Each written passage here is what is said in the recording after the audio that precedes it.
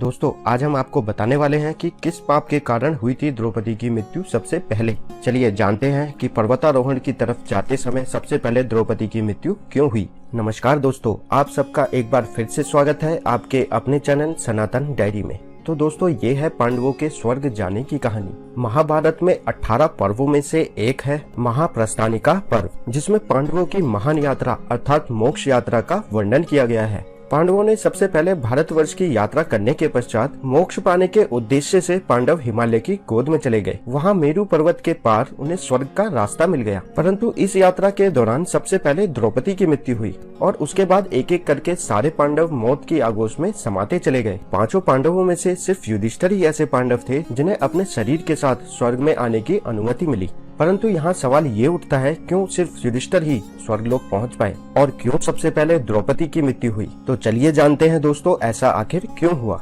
बात उस समय की है जब यदुवंशियों का साम्राज्य समाप्त हो चुका था। उनके नाश की बात जानकर युधिष्ठिर को बहुत दुख हुआ। महर्षि वेदव्यास की आज्ञा से द्रौपदी सहित राजपाट को त्याग कर परलोक को जाने का निश्चय किया। युधिष्ठिर ने युधिष्ठिर को बुलाकर संपूर्ण राजपाट का भार उसको सौंप दिया और परीक्षित का राज्याभिषेक कर दिया। पांचों पांडवों के साथ एक कुत्ता भी उनके साथ चलने लगा। पांचों पांडवों ने अनेक तीर्थों, नदियों, समुद्रों की यात्रा करते करते आगे बढ़ने लग गए। पांडव चलते चलते लाल सागर तक पहुँच गए। अर्जुन ने लोभवश अपना गांडीव धनुष और अर्कस तर्कस का त्याग नहीं किया था। तभी वहाँ अग्निदेव प्रकट हुए। उन्होंने अर्जुन को गांडीव धनुष और अर्कस तर्कस का त्याग करने के लिए कहा। उसके पश्चात अर्जुन ने ऐसा ही किया। पांडवों ने पृथ्वी की परिक्रमा पूरी करने के उद्देश्य से उत्तर दिशा से यात्रा करी और यात्रा करते करते पांडव हिमालय तक पहुँच गए। हिमालय पार कर जब पांडव आगे बढ़े तो उन्हें बालू का समुद्र दिखाई दिया। इसके बाद उन्होंने मेरु पर्वत के दर्शन करे। पांचों पांडव, द्रौपदी और वो कुत्ता तेजी से आगे चलने लगे।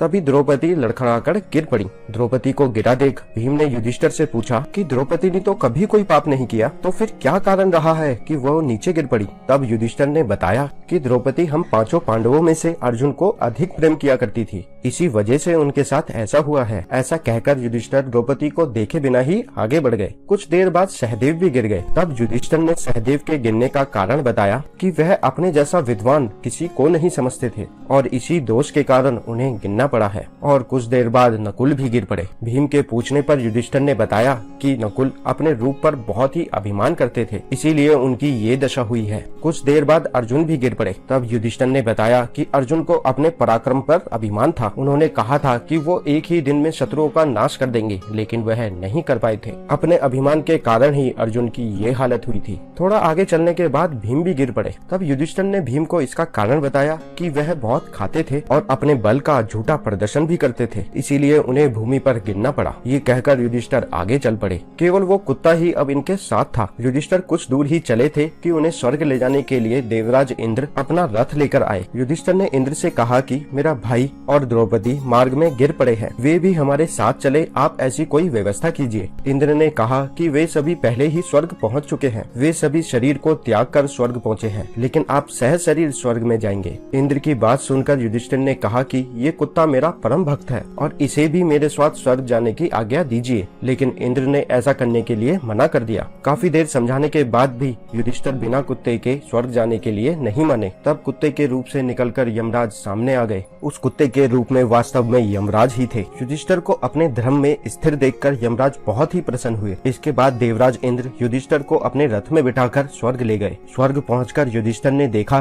कि दुर्योधन एक दिव्य सिंहासन पर बैठा है और वहाँ अन्य कोई नहीं है। तब युधिष्ठिर ने देवराज इंद्र और अन्य देवताओं से कहा कि मेरे भाई और द्रौपदी जिस लोक में गए हैं, मैं भी वहीं जाना चाहता हूँ। मुझे उनसे अधिक उत्तम लोक की कामना नहीं है। तो देवताओं ने कहा कि आपकी अगर यही इच्छा है तो आप इस देवदूत के साथ चले जाइए, ये देवदूत आपको आपके भाइयों के पास पहुँचा देगा। युधिष्ठिर उस देवदूत के साथ चले गए। वो देवदूत उनको ऐसे मार्ग पर ले गया जो बहुत ही खराब था। उस मार्ग पर घोर अंधकार था। चारों तरफ से बदबू आ रही थी। इधर उधर मुर्दे दिखाई दे रहे थे।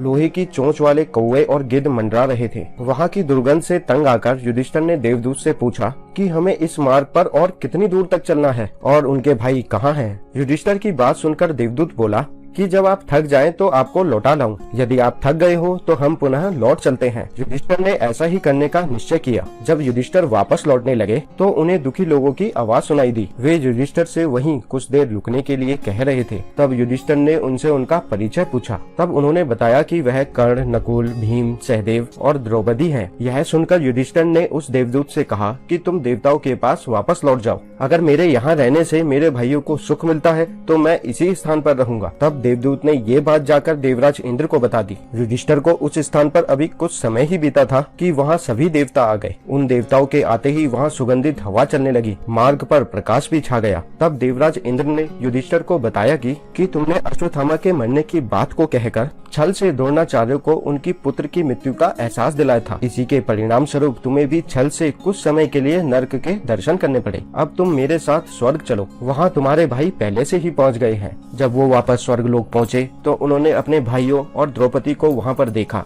और वह बहुत ही प्रसन्न हुए। तो दोस्तों, ये थी कहानी द्रौपदी के सबसे पहले पर्वतारोहण पर गिरने की कहानी। आपको ये कहानी पसंद आई हो तो इस वीडियो को लाइक कीजिए और शेयर कीजिए, और हमारे चैनल को अपना बनाने के लिए इसे सब्सक्राइब करना ना भूलें, और साइड में दिए गए बेल आइकन को भी क्लिक कीजिए ताकि हमारी वीडियो की नोटिफिकेशन आपको सबसे पहले मिल सके। तो दोस्तों, मिलते हैं आपसे अगली वीडियो में एक नई ऐसी अद्भुत कहानी के साथ। धन्यवाद दोस्तों।